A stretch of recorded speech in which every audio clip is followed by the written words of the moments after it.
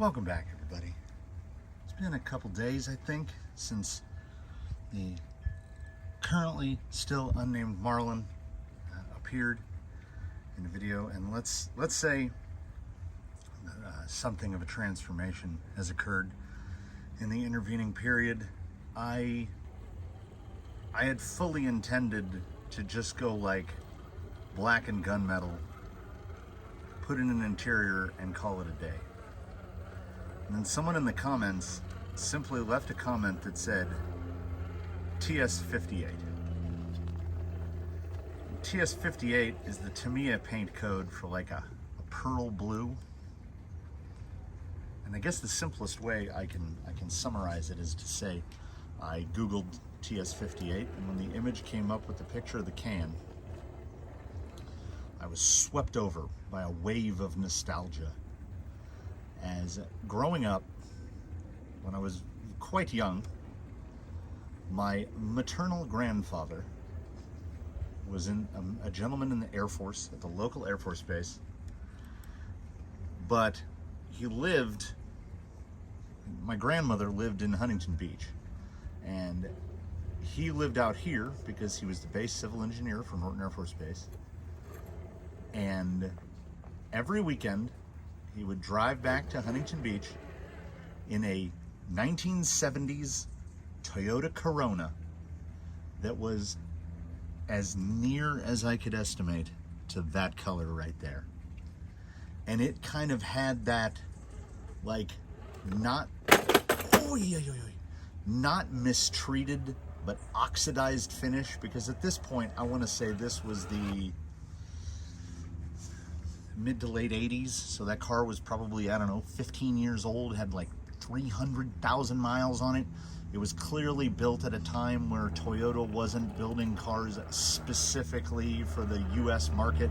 They were just adapting JDM cars out to ship over here, because he was 6 feet tall and he barely fit in that car.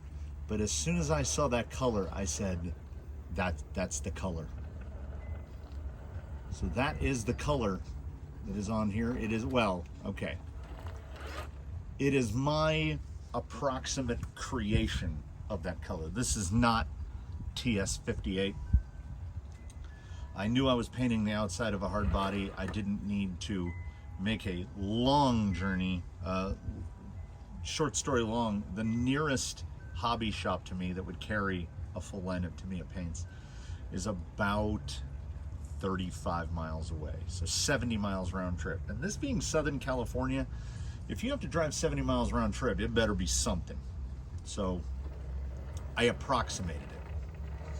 I will, when we move back indoors for the wrap up of this, I will show the collection of materials employed to get this vehicle looking the way it does now. But before we get into any in-depth discussion of cosmetics, let's talk about my frequent and repeated breaking of my own self-established rule of make one change at a time. I feel like I've made too many to count.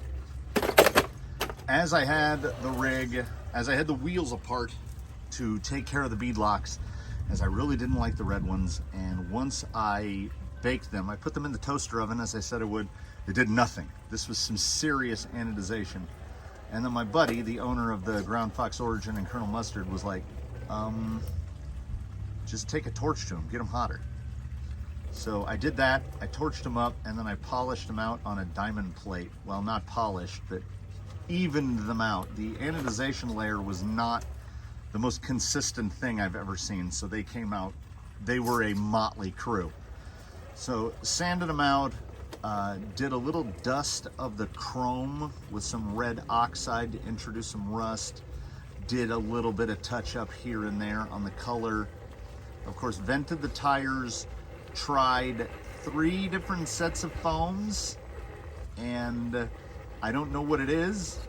I don't know if it's leaf springs, I don't know what it is, but apparently it needs a fairly dense foam. So these are indeed the RC four-wheel drive included foams. I don't think they're the perfect foam, but I think they're better than everything I have that fits this particular size of a tire.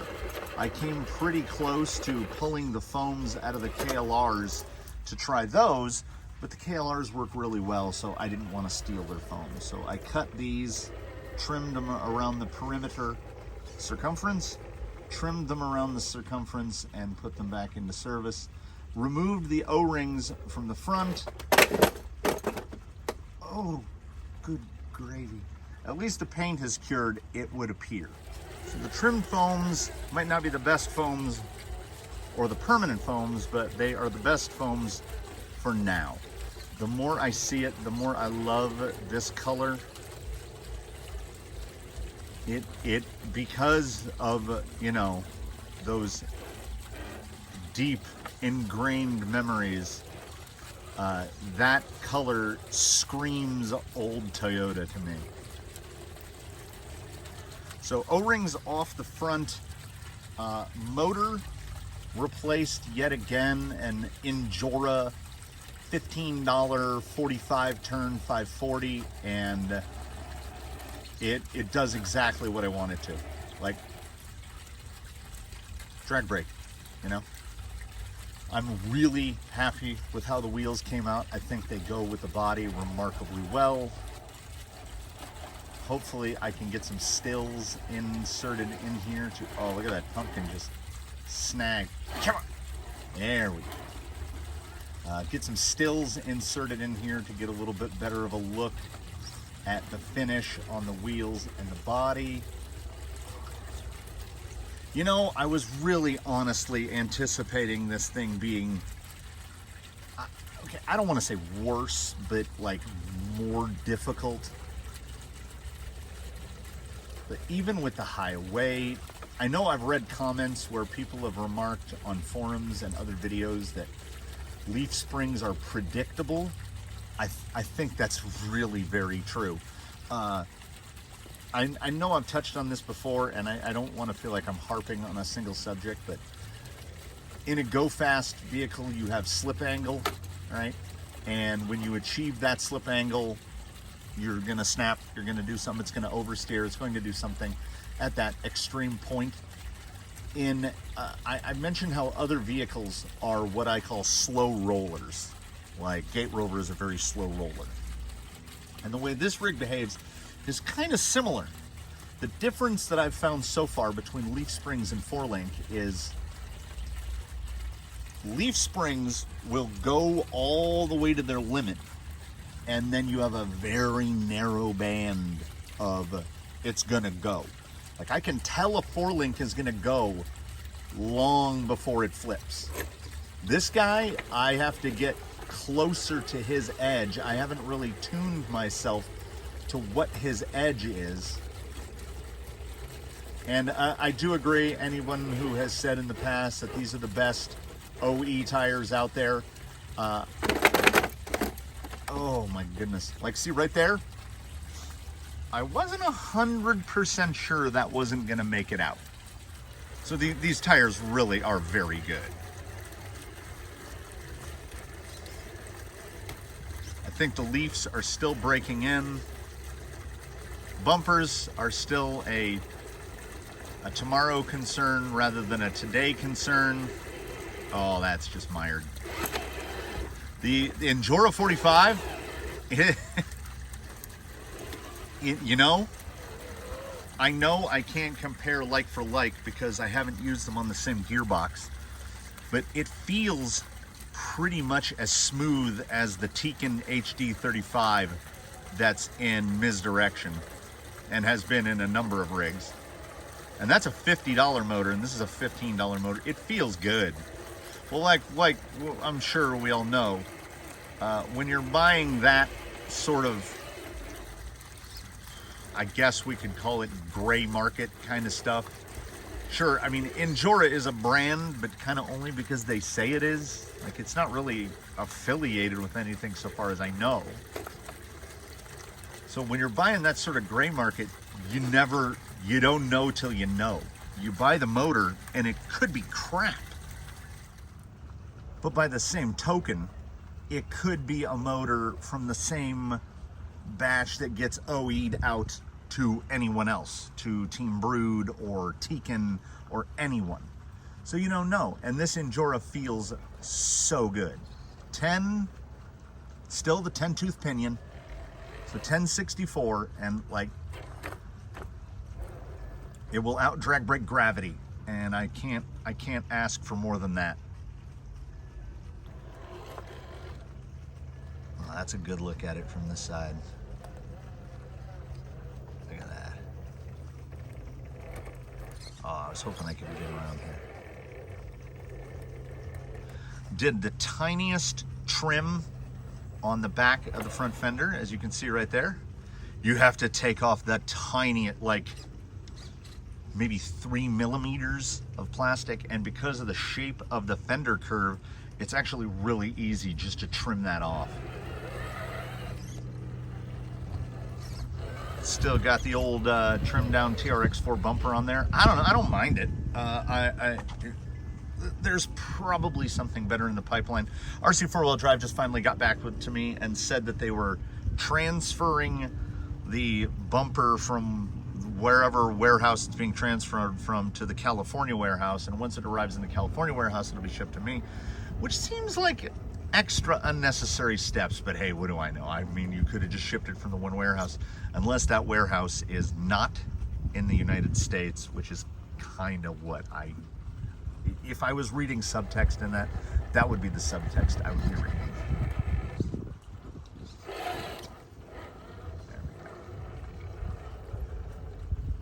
So I will also have to try to, oh yeah. That's about the extent of the suspension flex right there. And I gotta say, it's maybe enough. Like, I don't know if I need more than that. I could just stare at that body. To me, it looks so good. It does need bumpers, and I could go either way on the roll bar. Honestly, we'll see when it arrives. So I'm not saying I've gone full scaler or anything, though I will say I do love the look of this truck. I love the scale of it. Let's say that while I may not be 100% in it, I get it. That 287 wheelbase with that size of a tire, it looks right. But by the same token, that new, basically mud truck Traxxas just announced, 13.2 wheelbase with the big 2.2s on it, that thing looks scaled to me too. We've got our fair share of that type of vehicle out here in California. You'll see less of what's here on the rocks now, because anything old is gone, and you'll see more of the, the bro truck, that's what we've always called them. The bro truck population has kind of dropped as of recent. I think a lot of them have gotten garaged at, $6 a gallon. But, it's so chalky. Let me see if I can get up through here. You can see how that rock right under the tailgate is just getting cleaned off, because that top layer of gray is just getting powdered off. It hasn't really been watered down. It obviously hasn't rained. Our last day of precipitation, we got about 10 minutes of rain on it was the 26th to 27th of July. So a month. And we got like a little, just enough to get everything dirty. That's a typical, oh, so slippery. That's a typical summer here. So all the changes, the additive changes, the removal of the O-rings in the front helped immensely. There we go. Oh, nope. Oh God, that sound. So here's a suggestion I could definitely use, because the comments came through big time with the color, and I had this wasn't even in my mind. I think this rig is, it's getting, every time it goes up, it gets a little more clean, gets a little more capable. I think this rig is crying out. Oh, I think this rig is crying out for a driver figure. Like, I might have to open up the driver's side window, maybe do the half roll down on the passenger side, cut up that Lexan insert. Oh yeah, during the painting process, in case I forget to mention this later, the thing I was most disappointed by is when I pulled the Lexan insert out, the back window is not part of the whole big insert, so it was the only thing I had to mask. I was like, I hope I can do this thing without masking. So I took the two halves apart, primed them independently, and then put it together for the weathering. And I'm gonna, you know, I'm more than happy with it. I think it looks great. I think each time I throw it on a patina, they get a little bit more fun, and I think I get a tiny little bit better at it. If I can creep that rear tire around right there, I think I got the axle hung up a little too. Oh, look at that. I'm probably just polishing a drive shaft to death.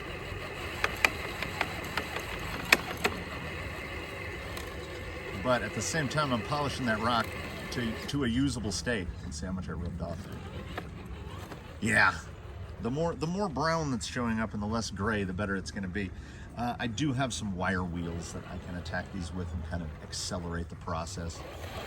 Let's just hit this little spot right here and then talk about the paint process, as it took the better part of 3 days, and I'm a rusher. I can't wait. Just kicked a bunch of concrete out of the poly pipe.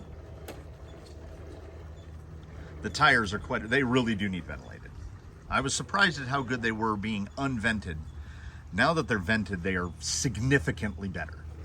And they were good. Look at that go.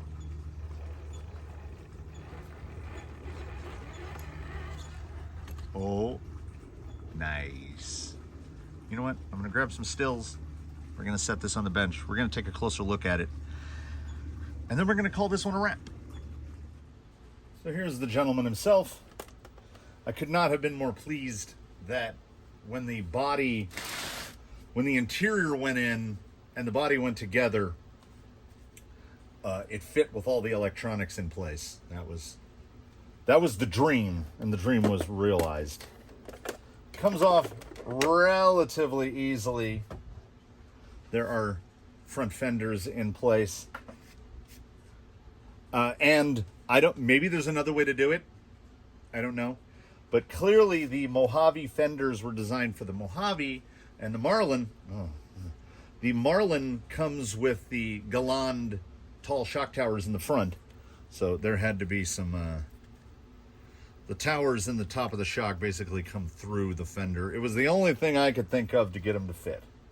I put the little RC four-wheel drive boots on the shocks because I'm a sucker for a shock boot. Yeah, when he was pinned up on that rock, that drive shaft is gonna see some stuff. So there he is. There's that tuned machine Injora 540, which is it's super smooth. And I guess 45 is right about the sweet spot for this guy, because he'll go about, I'd say 4.5 miles an hour wide open, which is plenty, fast enough for trailing. Still has good bump. The 10 tooth on that 45, which is crazy because this thing in stock configuration came with a 45 and a 14. I don't know, not my choices. But everything fits nicely under the interior. Now let's take a little bit of a look at this guy. Achieving that blue color, which I realize probably looks completely different in here because I've got those 6500 Kelvin LED fluorescent tubes. It's a bit of a nightmare underneath. So what I started with was you take a red body, you sand it, 400 grit inside and out, and you do the whole thing with Rust-Oleum Universal Bonding Primer, which sadly is white. So you'll see in spots where white is starting to come through. That's the UBP. But Universal Bonding Primer, it does exactly what it says it does, which is stick to anything. So I sanded it all down, as mentioned. 400 grit, just regular wet or dry, all the way over. I basically just dipped the thing in a bucket after it was all taken apart. Then I like to live dangerously out on the edge, so I use what's called Pro Cleanup to wipe it down. And I don't know what is in it, but it says right there, wood and metal surfaces. It's far too aggressive for ABS. But what it does do is basically soften up the exterior layer so that when the primer goes over it, the primer really digs in to the surface. So after that was done, the inside, because I don't like the sun shining through, the inside was done with just Rust-Oleum flat black, which was hard to find. All the black paints at the Lowe's were satin. So flat black on the inside, which worked out okay, but a bit of a nightmare. I don't know if, yeah, you can see the little scrunching of the finish. And I was putting on light coats. It just, you know, when I paint, I go too fast. I don't leave enough time between coats. Then the whole thing on the outside was gone over with rusty metal primer, which, fortunately for all of us that are doing patina finishes, looks like rust. So all that in the bed is where it's coming through from the underside of the paint. And I mean, I think most best right in there, that's a rusty door panel. So after it was gone over with that, my choice of color was Peekaboo Blue. So Peekaboo Blue went on, and you might notice these look nothing alike. And when this paint is crazy. If anybody has or is planning on having experience with Peekaboo Blue, when it goes on, it is gray. And then it starts to dry this sort of powder blue. But it wasn't close enough. So in my container, Krylon Shortcuts, I don't know how long it's been in there, turquoise. I mean, I guess that's turquoise. It wasn't close enough to the old childhood Toyota Corona Blue, and neither was this. But when you do interval coat, like dust, you get this. So that's how I achieved that color. Can never be fully reproduced because I mixed two colors to make it. Then in between layers, as I was doing the patina, and a lot of the patina was done with Tamiya Weathering Master C, which is the one that is black, rust, and silver. So any of the stuff you see, like all of this, is all done with that. This nice rusty edge here, all the stuff in the grill is Tamiya Weathering Master. So I would do a little here, do a little there. Then they were interval coated with Color Max Clear. You just do a light dust. That way you're not accidentally rubbing off a layer that you already put on. Then came the trim. A lot of the trim is Revell Aqua Color, Tar Schwarz, Tar Black. I also use the aluminum. I use the rust, kind of watered down for a lot of stuff. The Tar Black is the window trim, just painted by hand. The window trim's all the way around, just painted by hand. Now the interior used mostly the rust, and all of the parts, while still on the trees, were just gone over Krylon Ultra Flat Camouflage Khaki because I wanted a tan interior. And then many washes were applied to the interior using just basic acrylics in two shades. What do they call this? Hot Cocoa and Spice Brown. And I had painted this one and was ready to take it off the tree to realize that there's where the pedals go. And I was like, that's the JDM side. And it's not like they give you a JDM dash, so you would have had pedals on one side and the steering wheel on the other. Then when everything was all done, our good favorite, PS55, to me a flat clear over everything, which it doesn't need to be, but I have it, and it goes on super, super thin, which I like, and really evens out the finish. I'm I'm so happy with how the bed came out. You can see through in there to the dash. Did the outside of the steering wheel. I did the top of the dash, and that's the rust, and the floor, and the boots, and then it doesn't really show up. This kind of took me back to the modeling days of my youth, doing plastic Hasegawa and Tamiya models. So many washes over the seat, over the dash, over everything to kind of get everything to try to blend in. I was having just the best time. Then all the rust and touch up. I love a patina paint job. They make me happy, and the more errors you make, kind of the better it looks. This one broke off, and I found it out on the ground. And then this one, when I was taking the bumper off, it just fell out. So I don't know if I'm going to add any more patina stuff. I didn't bother to do the tie-down hooks because I knew I would just break them off. I'm really happy with how that came out around that latch. I wasn't going to go so far as to make my own Toyota letters or anything like that.